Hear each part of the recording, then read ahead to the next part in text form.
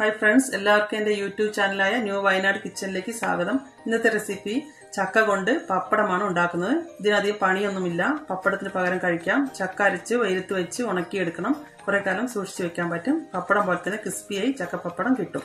ആവശ്യാനുസരണം ഓയിൽ പൊരിച്ചെടുക്കാം. വളരെ ഈസിയും ടേസ്റ്റിയുമായ ചക്ക പപ്പടം എങ്ങനെയാണ് തയ്യാറാക്കുന്നതെന്ന് കാണാം. ഇൻഗ്രീഡിയൻസ്: ഒരു ചക്ക,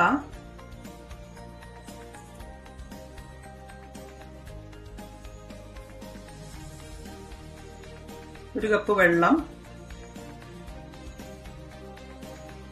1.5 സ്പൂൺ ഉപ്പ്,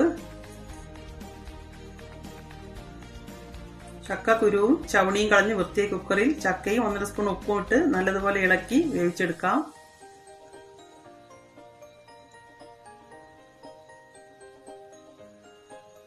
ഒരു വിസിൽ വരുന്നവരെ വെയിറ്റ് ചെയ്യാം.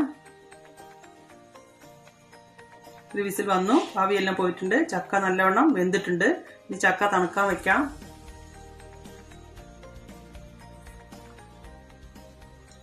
തണുത്തതിന് ശേഷം മിക്സിയുടെ ജാറിലിട്ട് കുറച്ച് വെള്ളം ഒഴിച്ച് നന്നായിട്ട് അരച്ചെടുക്കണം. കുറേശ്ശെ കുറേശ്ശെ ഇട്ട് കൊടുക്കാം.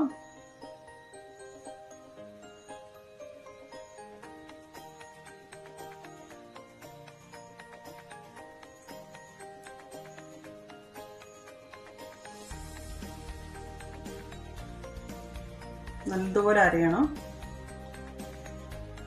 ഇതുപോലെ എല്ലാം അരച്ചെടുക്കാം.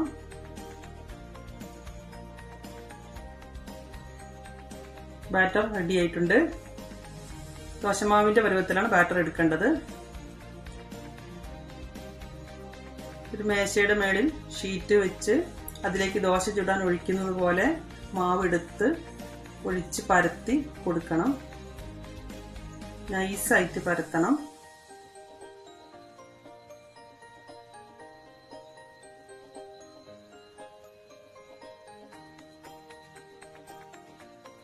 ഇങ്ങനെ ഓരോന്നും എടുത്ത് പരത്തി കൊടുക്കാം.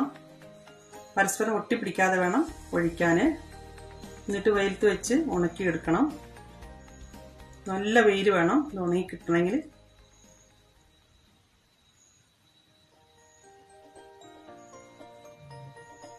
2-3 ദിവസത്തിനുള്ളിൽ ഉണങ്ങിക്കിട്ടും. ഒരു ദിവസം അങ്ങനെ തന്നെ വെക്കണം.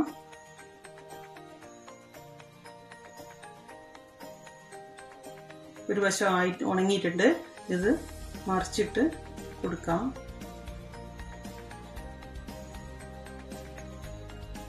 എല്ലാം നല്ലതുപോലെ ഉണങ്ങിയിട്ടുണ്ട്.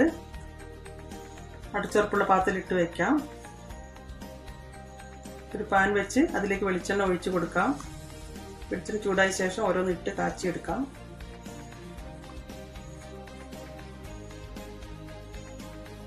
എല്ലാം ഫ്രൈ ആയി വന്നിട്ടുണ്ട്.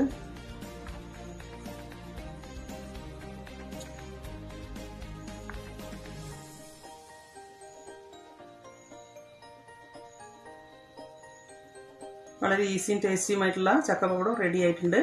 ഇനി ഞാൻ പൊട്ടിച്ച് കാണിച്ചു തരാം. നല്ല ക്രിസ്പി ആയിട്ടുണ്ട്.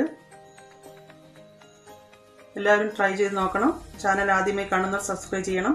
ഒപ്പം തന്നെ ബെല്ലൈക്കൺ കൂടി ഒന്ന് ക്ലിക്ക് ചെയ്യാൻ മറക്കരുത്. ലൈക്കും കമന്റ്സും ഇടണം. Okay, bye. Thank U.